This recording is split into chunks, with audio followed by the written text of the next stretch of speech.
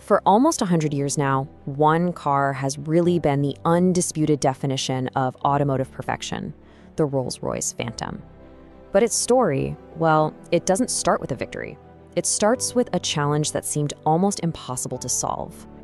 So, imagine this. It's 1925, and Rolls-Royce is kind of a victim of its own success. Their car, the Silver Ghost, had already been declared the best car in the world. So, where do you even go from there? Well, their answer was to build a car so advanced it felt almost supernatural, and they gave it the perfect name, the Phantom. So let's start at the beginning, in what we can call the foundation years. This was an era that was totally defined by the, almost obsessive vision of engineer Henry Royce. This is really where the DNA of the Phantom was first forged. And the pace of innovation back then was just staggering. In just over a decade, Rolls-Royce pushed out 3 totally distinct generations of this car, and each one was a massive, massive leap forward in both engineering and, of course, luxury. This quote, it just perfectly captures the Phantom's revolutionary 7.7-liter engine. It was so quiet, impossibly quiet, that journalists at the time claimed the only way you could tell it was even running was to watch the Spirit of Ecstasy emblem tremble just a tiny little bit. It absolutely stunned the entire automotive world. So, what was the next leap? That was the Phantom II, which introduced a totally redesigned chassis that was so unbelievably smooth, it got this nickname, the Magic Carpet Ride. And that famous test of balancing a coin on its edge on the dashboard, that wasn't just some marketing gimmick. No, it was a real demonstration of its incredible, incredible stability. Now, this is a really crucial point. While Henry Ford was busy perfecting mass production for everybody else, Rolls-Royce was going the exact opposite. They were perfecting mass customization for the individual. Every single Phantom was a unique commission. It was basically a piece of rolling art, built to the owner's exact personal specifications.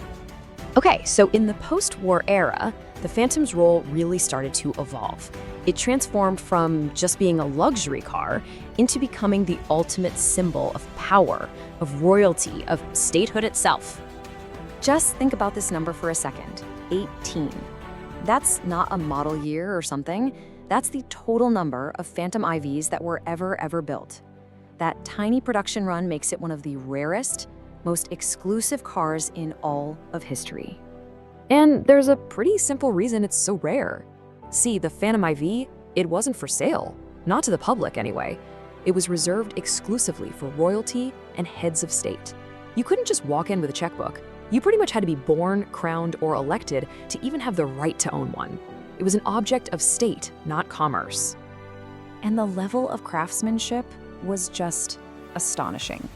It took 8,000 man-hours to build a single Phantom 4.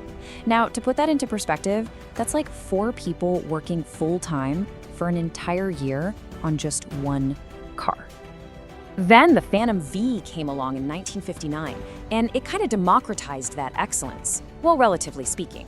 It introduced the now legendary V8 engine and what were, at the time, unbelievable luxuries, things like standard air conditioning and power steering that would go on to define what a modern luxury car even was for decades. After that came the Phantom VI. This was a car so timeless in its design and its engineering that it stayed in production for an incredible 23 years. Think about that. It was the silent backdrop to history, carrying world leaders through the Cold War, through royal weddings and state funerals.